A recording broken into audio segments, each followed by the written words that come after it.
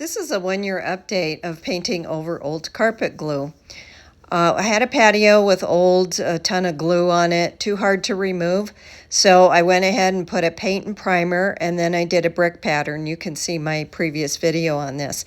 Unfortunately, there was an area or some areas that did peel, but they were right on the edges where there is a lot of snow, ice, water melting, water standing, that kind of thing, and it did get under there and it did peel. I don't think this is necessarily due to the glue because the majority of the patio held up just fine. So if you have an area that doesn't get a ton of weather, I think this would work just fine, especially if it was indoors.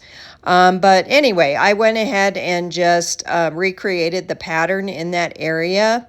I put some paint down and kind of redid the grout lines, and then just used a sponge brush and put a little bit more of the top coat on it.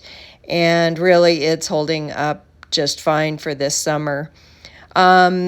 If I were to do it again, I might just paint the patio the same color as the glue, and then if it peeled up, no one would be the wiser.